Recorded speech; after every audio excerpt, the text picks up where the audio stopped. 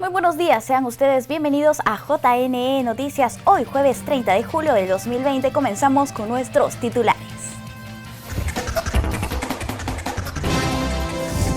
Doctor Luis Arce Córdoba juramenta como miembro titular del Pleno del Jurado Nacional de Elecciones en ceremonia virtual. Conozca Sistema Claridad de la OMPE para transparentar rendición de cuentas de partidos. Desde el 1 de agosto regresa Noticiero Electoral JNE Regional.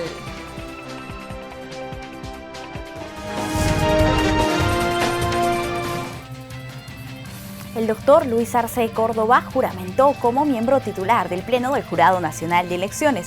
El representante del Ministerio Público asume funciones para un nuevo periodo de 4 años. Procedemos a tomar el juramento de ley. En una ceremonia virtual, el fiscal supremo titular, Luis Arce Córdoba, se incorporó como miembro titular del Pleno del Jurado Nacional de Elecciones para el periodo 2020-2024, en representación del Ministerio Público. Juráis por Dios y por la patria desempeñar fiel y lealmente el cargo de miembro del Jurado Nacional de Elecciones, para el que habéis sido elegido. Por Dios, por la memoria de mis padres, sí, juro. El presidente del JNE, Víctor Ticona Postigo, quien le tomó el juramento, destacó que el doctor Arce Córdoba fue reelegido de forma unánime por la Junta de Fiscales Supremos. Sin duda alguna, los conocimientos jurídicos y amplia experiencia del doctor Arce Córdoba contribuirán a enfrentar con total éxito las próximas elecciones generales 2021, pese a las difíciles circunstancias que vive nuestro país como consecuencia de la pandemia del COVID-19. El magistrado del JNE es doctor en Derecho por la Universidad Inca Garcilaso de la Vega. Cuenta con el grado de magíster con mención en Gerencia Pública y Ciencias Penales. Además, prestó servicios en el Poder Judicial durante más de 20 años. En la ceremonia virtual también participaron los miembros del Pleno del JNE, Ezequiel Chavarri Correa y Jorge Rodríguez Vélez, familiares del magistrado incorporado y funcionarios del Supremo Tribunal Electoral.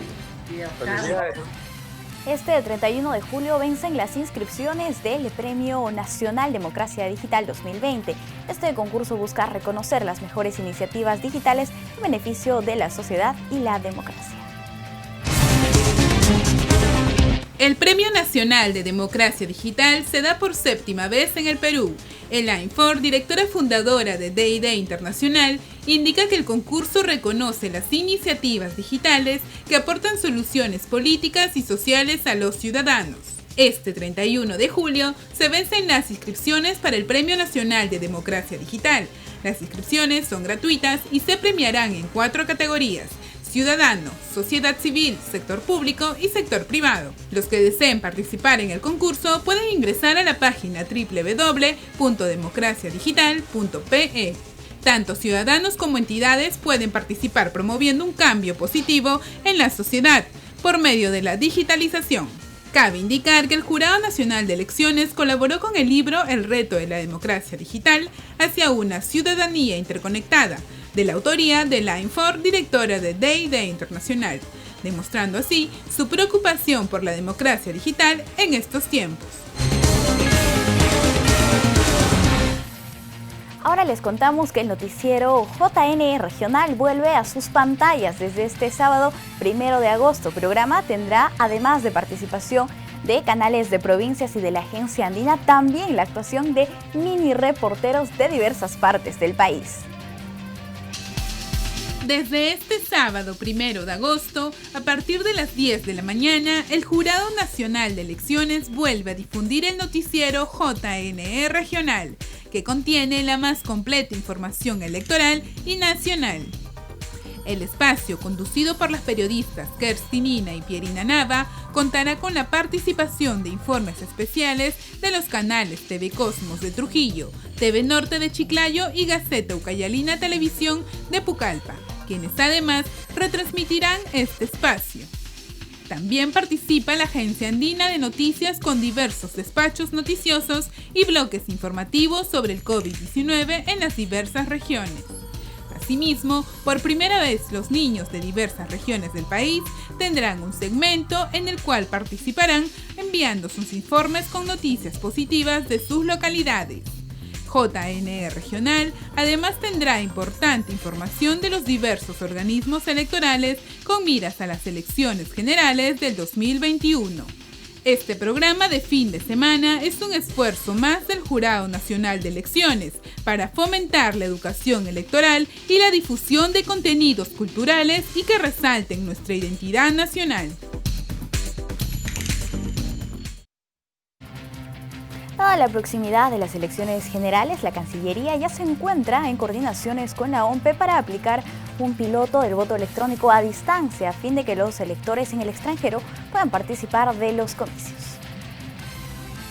En el marco de las elecciones generales 2021, el viceministro de Relaciones Exteriores, Manuel Talavera, informó que el registro de peruanos en el extranjero aumentó de manera considerable, por lo que ya se encuentran en coordinaciones con la Oficina Nacional de Procesos Electorales para emplear el voto electrónico a distancia debido a la pandemia del coronavirus. Tenemos una experiencia al respecto. El número de peruanos en el exterior ha venido creciendo sostenidamente. Para este año, registrados 1.025.000 peruanos aproximadamente. La manera tradicional de cómo organizábamos las elecciones no nos permite hacer en épocas de pandemia lo mismo. Por lo que he estado conversando con la OMPE para ver si podíamos organizar las elecciones a través de un sistema de voto electrónico no presencial. El embajador añadió que las nuevas autoridades de la OMPE dirigirán el proceso electoral de abril, por lo que aplicarán en las primeras semanas de septiembre un plan piloto con los votantes peruanos en el exterior. Por otro lado, informó que el 80% de peruanos que radican en el extranjero se encuentran en Estados Unidos, España, Argentina, Chile e Italia, los cuales se encuentran satisfechos de que puedan tener a 2 representantes en el Poder Legislativo.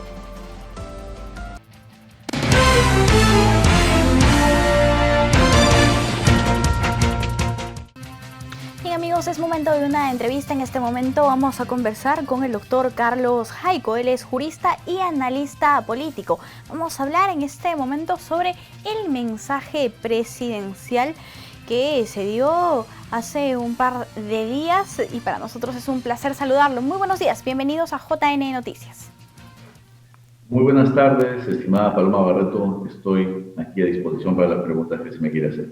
Listo, doctor. Si podemos iniciar hablando un poco de cuáles son sus impresiones generales acerca del mensaje presidencial.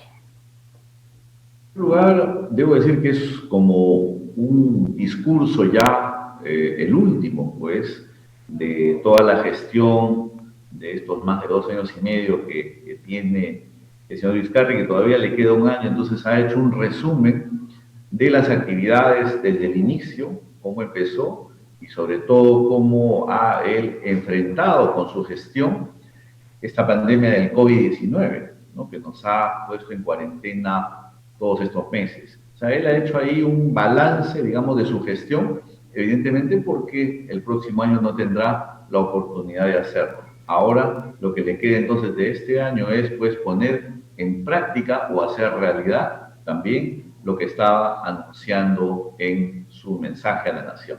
Eso por un lado. Por otro lado, se ven pues bastantes caminos que se han abierto con respecto a, en primer lugar, consolidar la institucionalidad del país, que es importante ahora, y sobre todo también, como tercer punto importante, este famoso Pacto Perú, que está haciendo mucho que hablar y que de verdad sería interesante poder analizarlo con mayor detalle en lo que viene.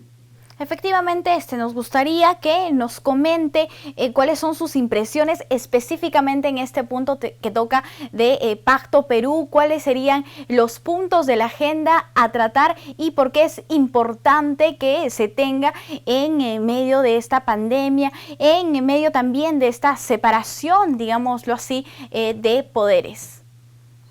Bien, es importante que se haya planteado este Pacto Perú porque no hay que olvidar de que cuando él tomó la gestión del país y en ese momento pues había varios casos de gran corrupción que han dado pues a todo este tipo de situaciones muy digamos, difíciles a nivel fiscal, penal, y que han conllevado a que connotados figuras de la política peruana e incluso miembros del Poder Judicial pues salgan o sean ahora, por ejemplo, materia de extradición. En fin, todos estos casos, por ejemplo, de los cuellos blancos, ¿no? El puerto, que vinieron a prácticamente bautizar, si se puede utilizar la expresión, la llegada del señor Vizcarra a la presidencia del Perú. Tuvo en ese momento que tomar pues las riendas de este tema y proponer lo que se llamaba la reforma política y electoral. Ahora, todo eso lo hemos vivido, entonces, durante estos 2 últimos años, y ahora, pues, como una desgracia no viene sola, hemos tenido esta pandemia, ¿no? Esta pandemia que también ha forzado a, pues, hacer su mejor desempeño en la gestión de esta crisis.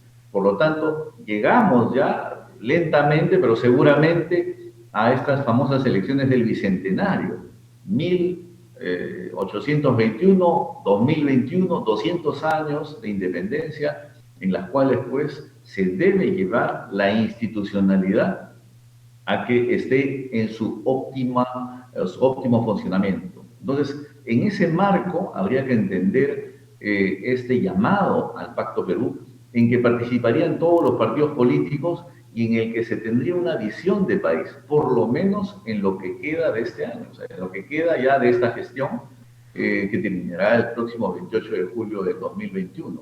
Entonces es importante que se haya planteado este puente hacia las distintas bancadas y hacia los distintos partidos políticos para que se puedan encontrar salidas, ¿no? Como se hizo en el Acuerdo Nacional, por ejemplo, del año 2000, en el que se planteaban ya algunas direcciones en las cuales debía pues caminar la gestión del Perú y sobre todo la visión de país que se debe tener.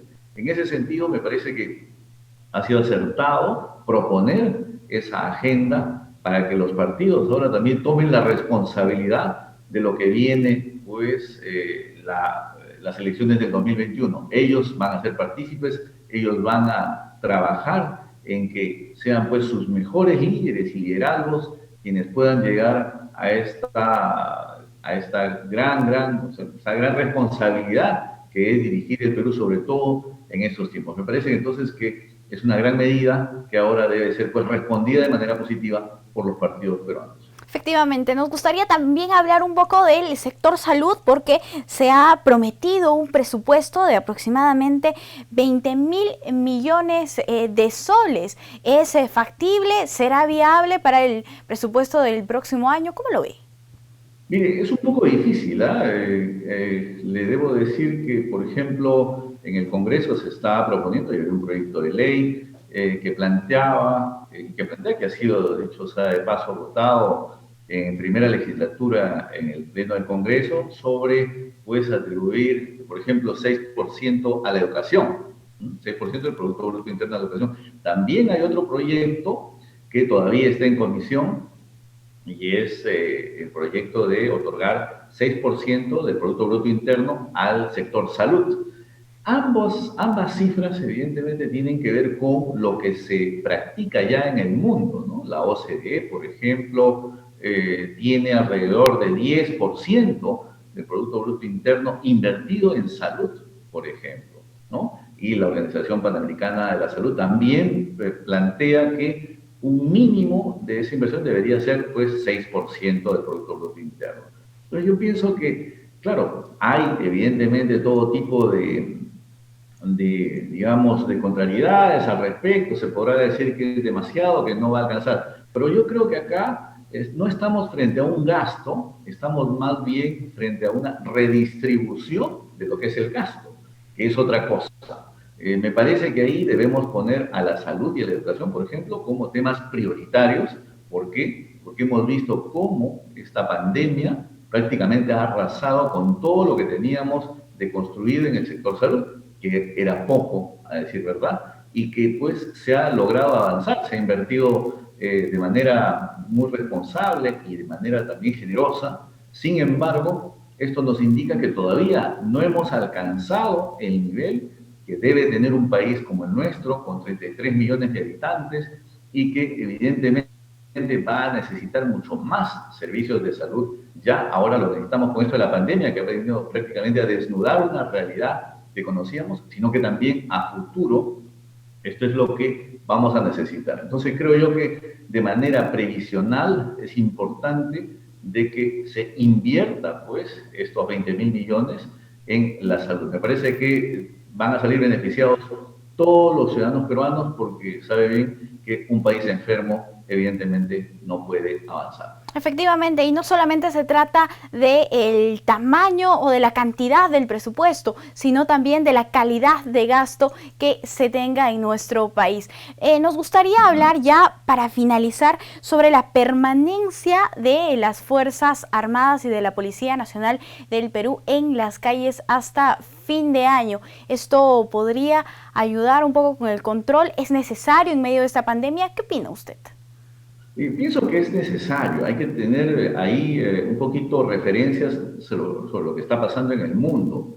En primer lugar, hay países como España, por ejemplo, países donde ya han prácticamente dejado de lado todo tipo de distancia social, todo tipo de protección con mascarillas, y hemos visto pues ahora los rebrotes que hay de manera bastante significativa. El Perú todavía no ha llegado a eso, pese a que han habido rebrotes y que estamos viendo en este mes de julio, por ejemplo, pero que precisamente estas medidas, como por ejemplo la inmovilización social de 10 de la noche a 4 de la mañana, impide ese tipo de masificación de personas en las que, pues, ahí, en lugares donde se puedan contagiar de manera masiva, y eso sería, pues, nefasto para poder salir ya de este tiempo de pandemia que tenemos. Creo yo que esto, aunado a la gran labor que están haciendo nuestras Fuerzas Armadas y policiales, pues vendría a consolidar una estrategia de protección con respecto a este COVID-19, porque no hay que olvidar que este es un virus altamente contagioso, no es un virus cualquiera, es altamente contagioso. Y eso es lo que hace pues su peligrosidad. Por lo tanto, me parece muy acertado que, por ejemplo, estas medidas de inmovilización de 10 de la noche a 4 de la mañana se mantengan, y que para eso, evidentemente, nuestras Fuerzas Armadas y policiales pues aseguren, valga la redundancia, la seguridad de la población y de todas nuestras pues actividades que se desarrollen y que puedan desarrollarse de manera normal en el país. Así es. Doctor Carlos, muchísimas gracias por estar aquí en JN Noticias. Un placer. Muchas gracias. Buenas tardes.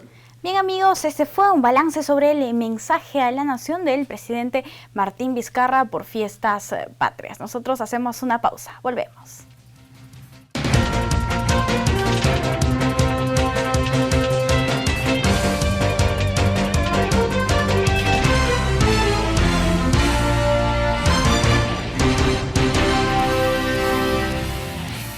El financiamiento público directo a las organizaciones políticas es un tema muy importante para el fortalecimiento democrático.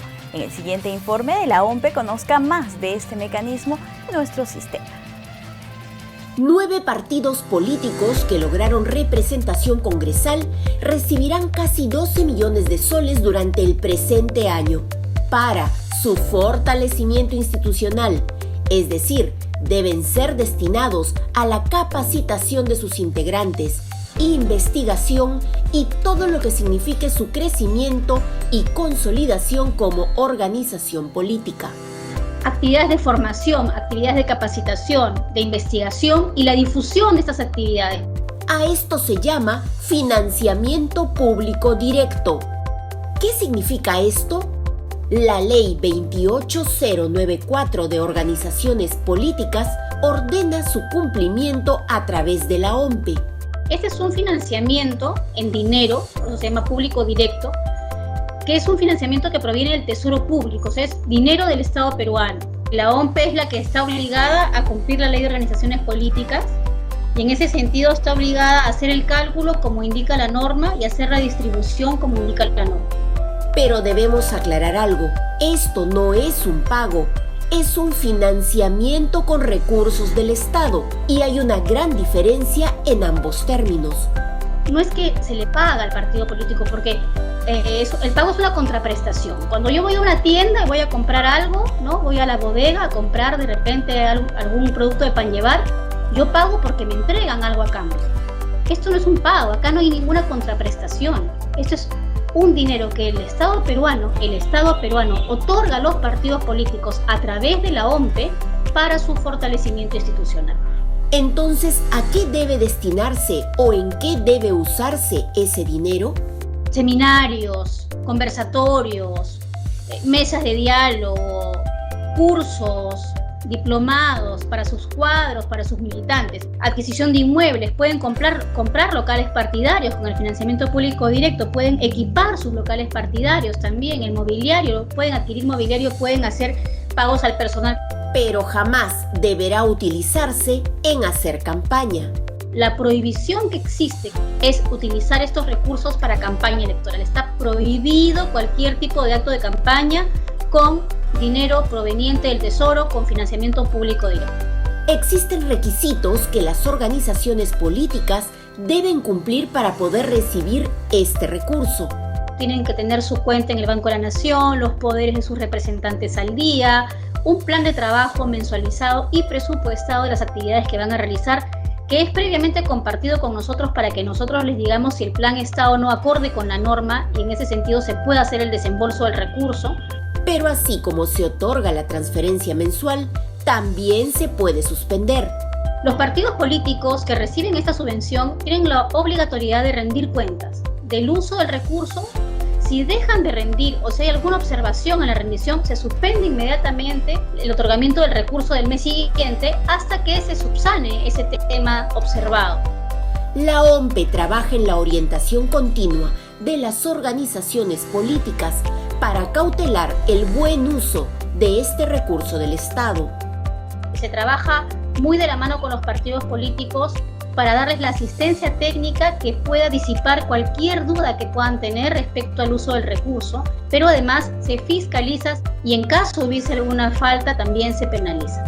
Un partido representa a un sector de la ciudadanía que confió en él. Por eso, un partido fortalecido fortalece también nuestra democracia. De allí se desprende la importancia de contar con el financiamiento público directo que usted ahora ya conoce. La digitalización en los servicios al ciudadano se dan progresivamente debido a la pandemia del COVID-19. Las instituciones implementan la tecnología como un recurso. El primer paso para profundizar el cambio en la digitalización es la cultura, así lo indicó Luis Loaiza, coordinador de procesos y calidad de la subgerencia del registro digital del RENIEC, destacando el servicio digital en tiempos de pandemia.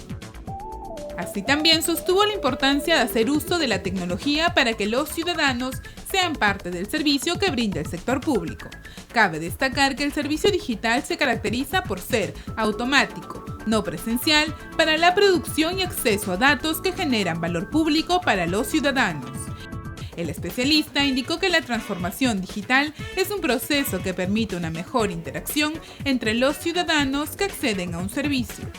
Loaiza hizo estas apreciaciones como parte de la conferencia del trabajo remoto y digitalización organizado por la Escuela Electoral y de Gobernabilidad del Jurado Nacional de Elecciones. Una herramienta importante para garantizar la transparencia en la rendición de cuentas de los candidatos y organizaciones políticas es la plataforma de la OMPE Claridad. Veamos. A fin de promover la transparencia en la rendición de cuentas de los candidatos, candidatas y organizaciones políticas, la OMPE tiene al servicio de la ciudadanía la plataforma Claridad, herramienta tecnológica que permite obtener información actualizada y detallada de los gastos de campaña realizados en cada proceso electoral, así como el uso del financiamiento público directo. En la página Claridad lo que se encuentra es dos rubros, uno de financiamiento público directo y uno de financiamiento privado. En el financiamiento público directo vamos a encontrar las rendiciones de cuentas y los planes de trabajo mensualizados y presupuestados de todos los partidos políticos que reciben financiamiento público directo o que han recibido financiamiento público directo. En el icono de financiamiento privado lo que vamos a encontrar es toda la información de rendición de cuentas de campaña de los partidos políticos y candidatos y candidatas a elecciones de cargos sujetos a elección popular desde las elecciones regionales y municipales del 2018. Esta ventana virtual completamente amigable y de uso sencillo tiene la ventaja de brindar información por regiones y cargos al cual postularon las candidatas, candidatos y organizaciones políticas, promoviendo que la ciudadanía tenga el control de vigilar a sus autoridades y conocer en tiempo real el estado de los ingresos y egresos de los postulantes de cada elección.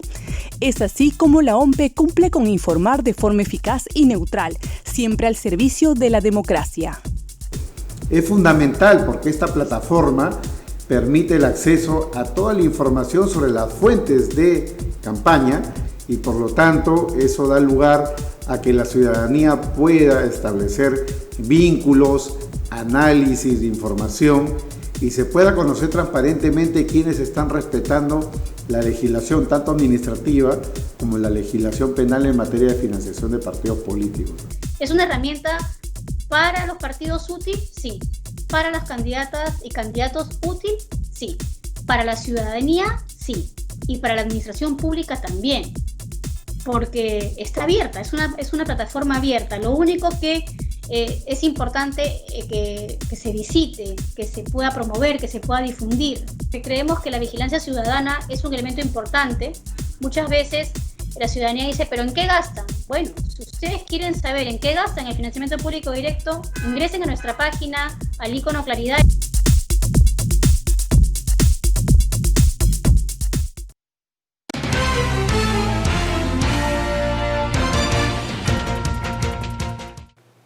Bien amigos, es momento de una entrevista. Ya nos encontramos conectados con Adriana Urrutia. Ella es la nueva presidenta de la Asociación Civil de Transparencia y para nosotros es un gusto saludarla. Muy buenos días, bienvenida.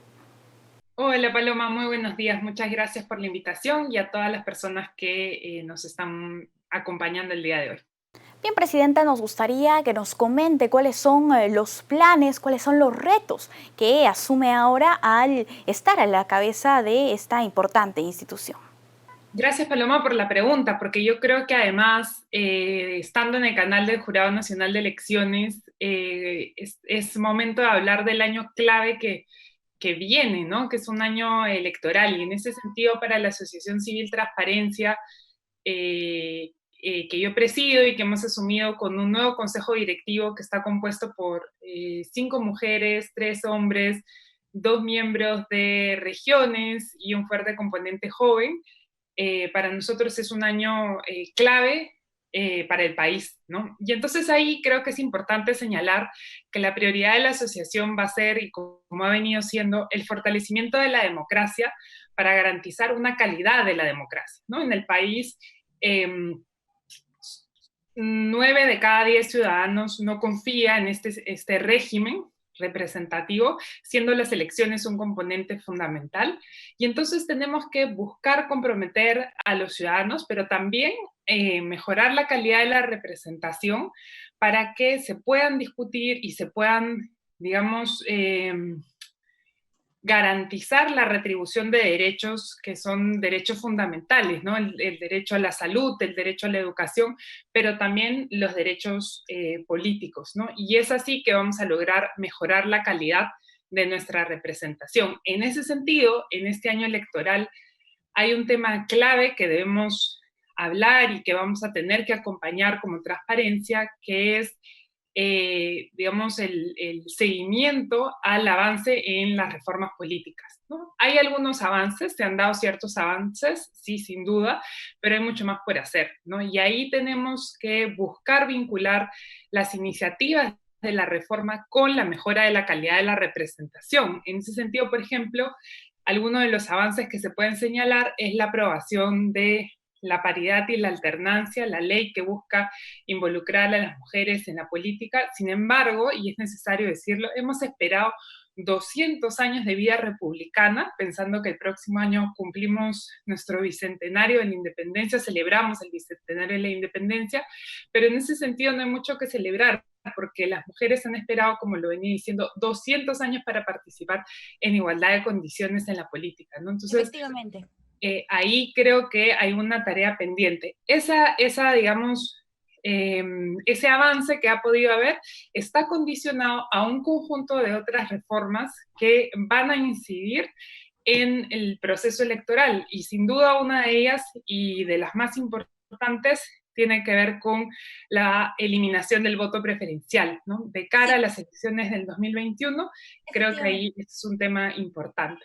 Bien, nos gustaría que nos comente además la importancia de la participación política de la mujer, y es que es un gran ejemplo el que tenemos ahora en Transparencia, puesto que en su mayoría son mujeres y además jóvenes. Sí, digamos, la propuesta de la asociación civil es ser digamos, un espacio donde se puedan, digamos, hacer efectivos los principios que como ciudadanos promovemos, ¿no?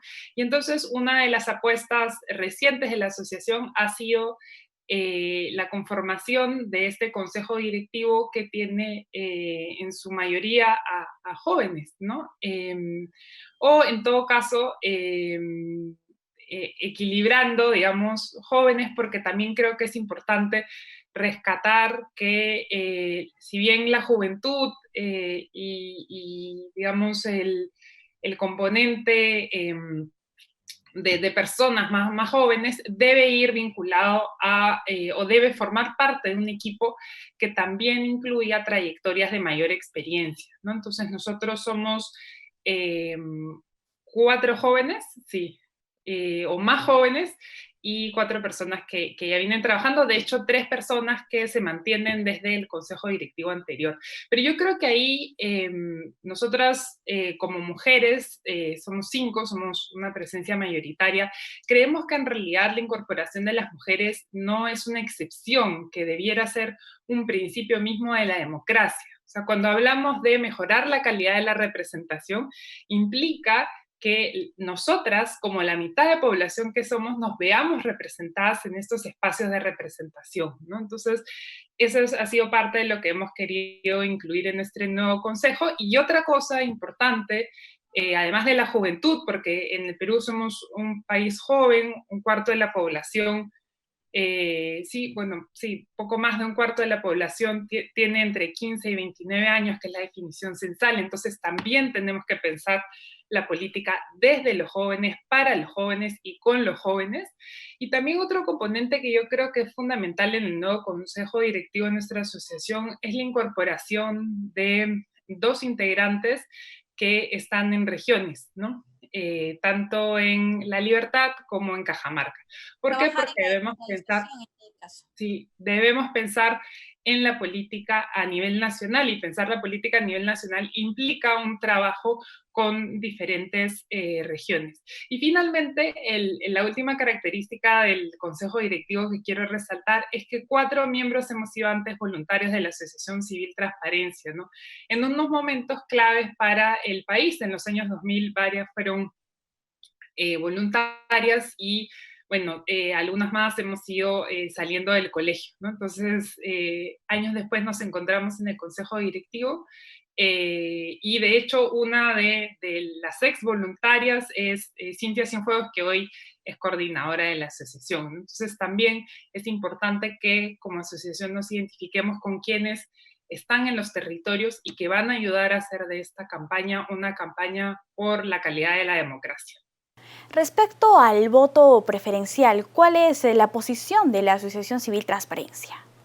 Sí, el voto preferencial debe eliminarse. Eso es una recomendación de la Comisión de Alto Nivel para la Reforma Política y una recomendación que varios ciudadanos vienen levantando y varios líderes también, en el sentido que el voto preferencial merma la capacidad de organización partidaria porque prioriza un voto personalizado, personalista, ¿no? Se va a identificar con tal o cual persona y no se va a votar por una propuesta programática. Una propuesta programática es un planteamiento de un partido que expone sus ideas y se apuesta por ese conjunto de ideas y por el conjunto de personas que defienden esas ideas, ¿no? Entonces, para fortalecer el sistema democrático y mejorar la calidad de la representación, necesitamos generar incentivos para devolverle a los partidos políticos esa noción orgánica, esa noción de organización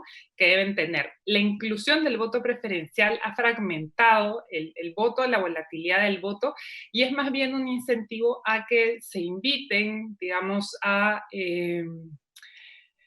invitados, valga la redundancia, ¿no? Que se convoquen invitados para que ellos formen parte del partido y así el partido se asegure escaño, pero no necesariamente se asegura un equipo que plasma en el debate electoral y posteriormente en su incorporación al Parlamento un conjunto de ideas para el país, ¿no? Se prioriza más bien una carrera personal en la política y no una carrera colectiva que debería apostar porque hayan planes y agendas desde los propios partidos políticos, ¿no? Entonces, esa es una demanda y creo que debe ser aceptada, además porque está condicionado, va de la mano con la aprobación de la paridad y la alternancia, ¿no? Definitivamente Entonces, la idea es fortalecer la democracia. Exactamente, y si nosotros no aprobamos la eliminación del voto preferencial, no vamos a garantizar que las mujeres participen en igualdad de condiciones y con ello vamos a seguir alejando la política de la gente, porque si la mitad de la población no se siente representada en su parlamento porque no hay mujeres, ¿no? Entonces, ese es un tema en el cual hubiéramos podido actuar y no habríamos actuado. Por eso es necesario aprobar estas reformas, porque yo creo que de cara al Bicentenario, lo mejor que le podemos dar al país es el regreso de un debate colectivo sobre lo que queremos para él, ¿no? Y para este debate colectivo, los partidos deben ser las plataformas y los espacios donde se discutan ideas como país, como colectividad, ¿no? Hoy día hay pocos espacios donde podemos nosotros pensarnos como colectivo y pensar en lo público, y yo creo que los partidos políticos pueden jugar un rol muy importante en ese sentido, ¿no? Y por eso debemos buscar mecanismos para favorecerlos, para fortalecerlos, digamos, en su organización, ¿no? Apostar por las organizaciones partidarias y creo que en ese sentido la reforma plantea una agenda y es necesario aprobar cuanto antes, ¿no? Y creo que aprobar cuanto antes es fundamental porque como bien lo ha señalado la OMPE, ¿no? La OMPE y el Jurado Nacional de Elecciones, y aprovecho en decir eso porque estamos en el canal del Jurado Nacional de Elecciones, deben ponerse ya a organizar las elecciones, los comicios que son en abril, ¿no? Entonces, en ese sentido debemos apurar la aprobación de reformas para que estas elecciones que vienen puedan ser, digamos, representar la pluralidad, la diversidad de propuestas, pero también puedan ser transparentes. Bien, y finalmente nos gustaría de repente si se puede hacer una invocación al Congreso de la República a aprobar con celeridad estas nuevas reformas electorales con miras a las elecciones generales del 2021.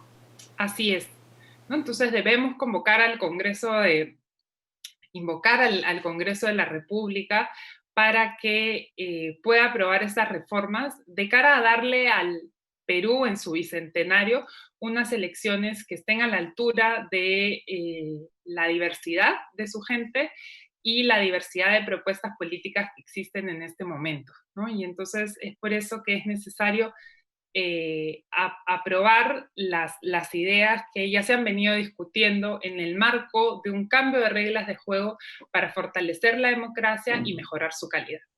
Bien, muchísimas gracias. Esta ha sido una entrevista con Adriana Urrutia, la presidenta de la Asociación Civil de Transparencia. Vamos a hacer una breve pausa. Al volver, más información para ustedes.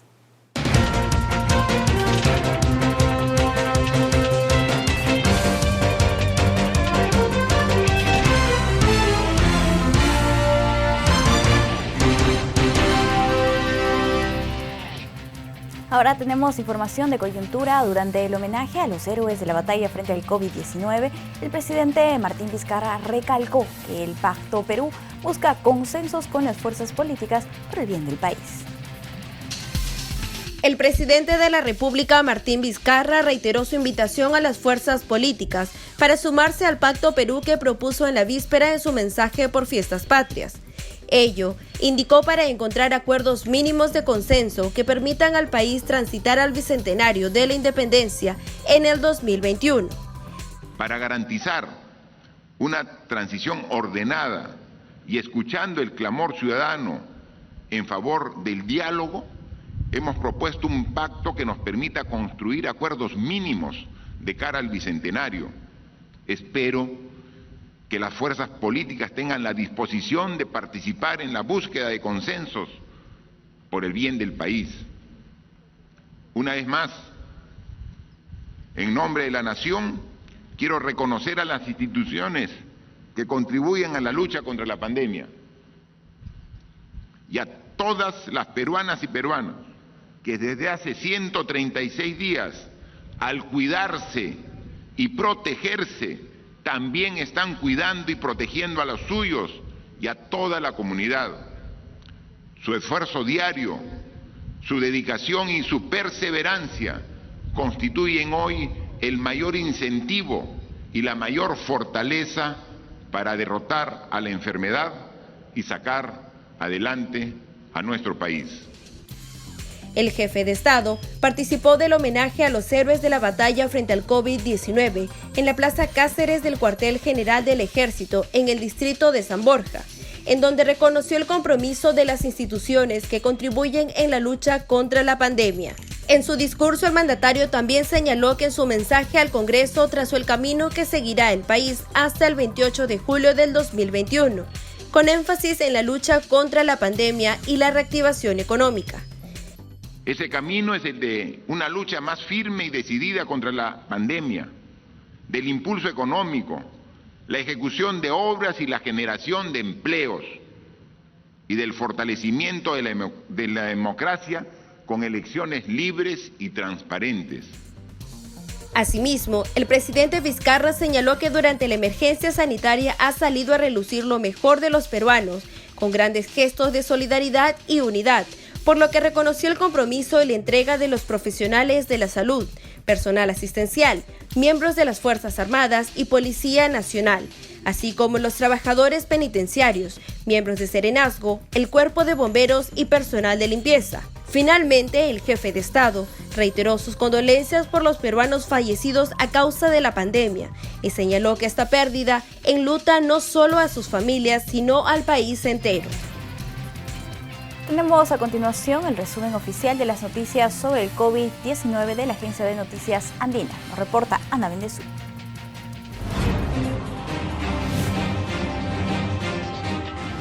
Bienvenidos. Desde la Agencia de Noticias Andina, esta es la información oficial sobre el coronavirus y el estado de emergencia en nuestro país.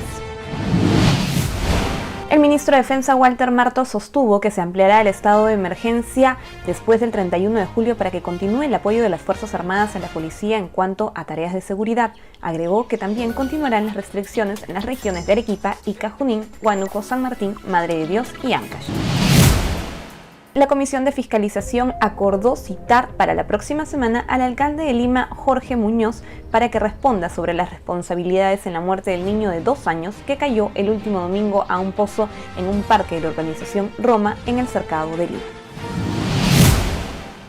El Pleno del Jurado Nacional de Elecciones decidió por mayoría confirmar el acuerdo del Consejo que aprobó la suspensión del alcalde municipal de Trujillo, Daniel Marcelo Jacinto, por tener sentencia judicial condenatoria por el delito de negociación incompatible. En su lugar asumirá el primer regidor, José Ruiz Vega. Desde agosto, un equipo de investigadores peruanos estudiará la arquitectura genética del COVID-19 de la población nacional a través de un análisis estadístico de asociación genómica. El objetivo es encontrar mutaciones o variaciones genéticas en nuestro genoma que nos predisponga a un mayor riesgo de severidad por COVID-19. Para esto se recogerán muestras voluntarias de ADN de pacientes positivos por coronavirus en diferentes partes del país. La Universidad San Marcos y la Universidad Católica se encuentran entre las 60 mejores universidades de América, según un reconocido web de calificación de universidades a nivel mundial, Webmetrics, que en su nuevo reporte de julio del 2020 tiene a estas dos universidades peruanas. La San Marcos se encuentra en el puesto 57 y la Católica en el puesto 31. No se olviden que el desarrollo de estas y otras noticias las pueden encontrar en todas nuestras plataformas digitales y por supuesto pueden visitar andina.p. El gobierno contempla renovar el estado de emergencia nacional hasta diciembre. El Ministerio de Defensa anunció que las Fuerzas Armadas continuarán apoyando a la Policía Nacional del Perú mientras duran las restricciones. El ministro de Defensa, Walter Martos, indicó que el estado de emergencia nacional, a consecuencia de la pandemia del coronavirus, se extenderá en los próximos meses para permitir la participación de las Fuerzas Armadas en los operativos con la Policía Nacional. Dicha medida también fue anunciada por el presidente Martín Vizcarra, al indicar que los militares seguirán apoyando a la policía hasta fin de año. Si bien el ministro Martos no especificó la cantidad de meses en los que se implementaría el estado de emergencia, remarcó que el anuncio se haría en los próximos días, ya que la actual medida restrictiva vence el 31 de julio. Al ser consultado sobre la cuarentena focalizada en 7 regiones, el ministro indicó que esta aún no será levantada por las recomendaciones del Ministerio de Salud.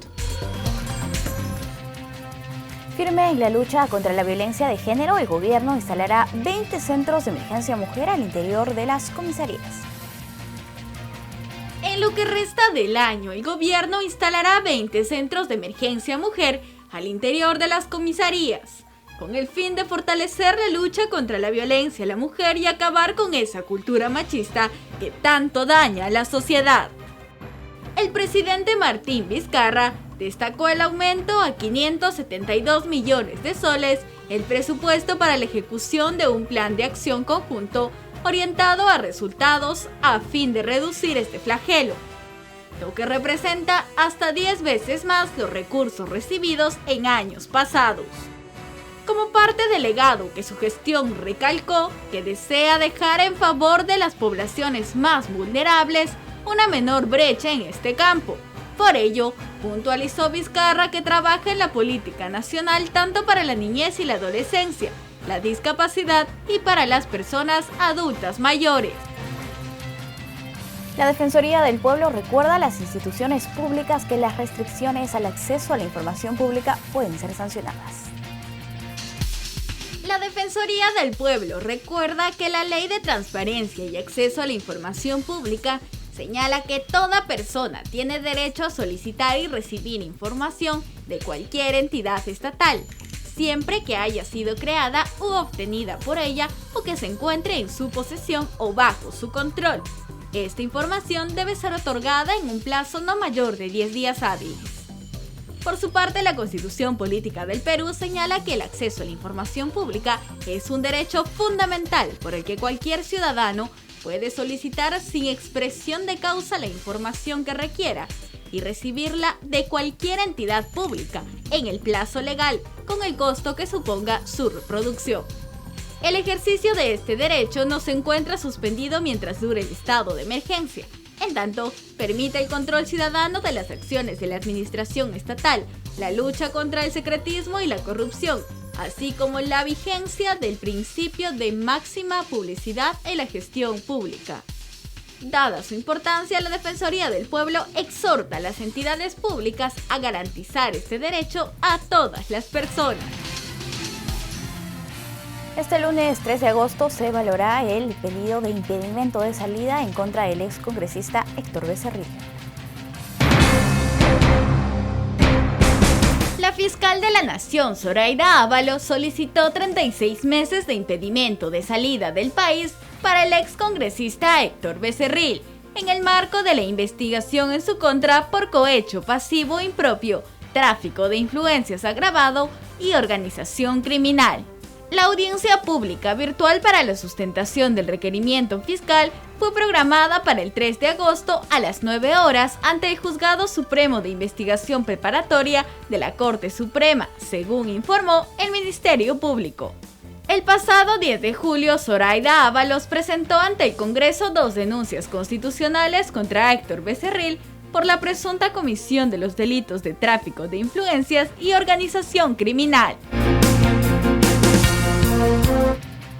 El Ministerio de Educación anuló contrato de compra de tablets por incumplimiento de empresa Postora. Asimismo, informó que ya se inició una nueva ruta de contratación para la compra de estos equipos.